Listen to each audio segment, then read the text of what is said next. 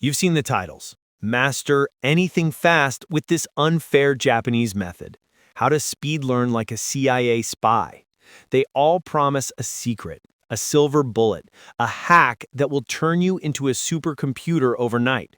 And honestly, most of them are clickbait. But what if I told you they're all pointing at the same secret? A secret that isn't a trick, but a two-part operating system for your brain that no one ever taught you.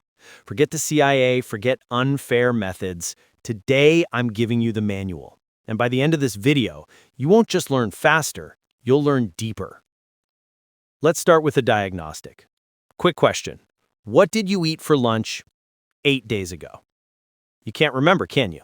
It's gone. Total system purge. Now, what flavor was the cake at your 10th birthday? Chocolate, vanilla, that weird strawberry one your aunt insisted on. You remember the taste, maybe even the smell. Why? Because your brain doesn't file information by importance. It files information by logic and by story. The problem is, our entire education system only focuses on one of these, the brute force method.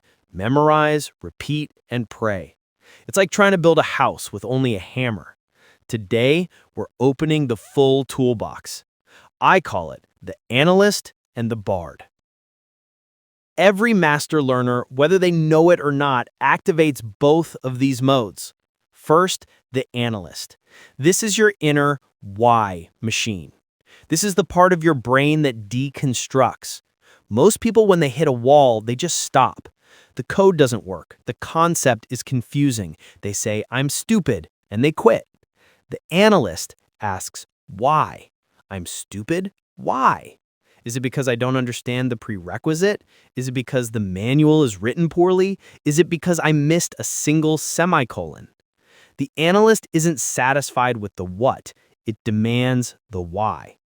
You're learning a new software. The tutorial says first you mount the component. The amateur just follows the instruction. The analyst asks, why? What does mount actually mean in this context? What problem is it solving? What happens if I don't do it? This single question sparks curiosity. It's the scalpel that separates memorization from true understanding. It breaks a giant, scary idea into a pile of small, manageable first principles. But a pile of parts is just a junk heap. That's where you need part two. You need the Bard. If the analyst deconstructs the world, the Bard reconstructs it. This is your brain's association engine. It's the part of you that remembers that birthday cake. The Bard doesn't care about logic. It cares about connection. It cares about feeling. The Bard takes that logical pile of parts from the analyst and builds a story. You're not learning concepts. You're mapping associations. You're taking a new abstract idea and welding it to something you already own. The more emotional, the more bizarre the connection, the better. Learning the parts of a cell, don't memorize a list. The mitochondria isn't the powerhouse.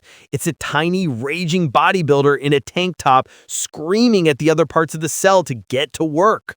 The nucleus isn't the control center. It's a paranoid king in a castle sending out decrees on tiny scrolls. You will never forget that. You've just created a hook for your brain to hang that information on. You're not making up a story. You're building a memory palace. You're mapping it to make your own story. So, analyst deconstructs, Bard reconstructs. For centuries, this was a difficult manual process. But you and I, we have an unfair advantage. We have AI. And these tools are the ultimate accelerator for both sides of your brain. Want to activate your analyst? Stop Googling. Ask Gemini or Perplexity. Explain the mount and unmount process in React like I'm a 10-year-old building with Legos.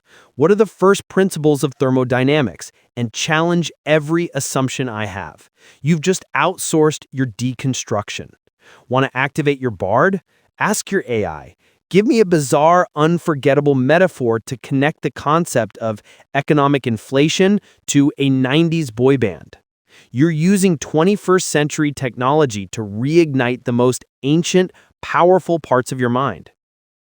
Look, this channel isn't just about life hacks or productivity. It's about uncovering the code to peak human performance. And sometimes that code is strange.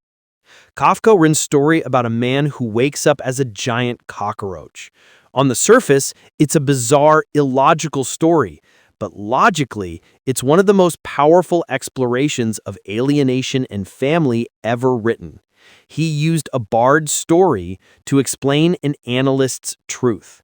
This is the goal. Learning this way isn't just about passing a test.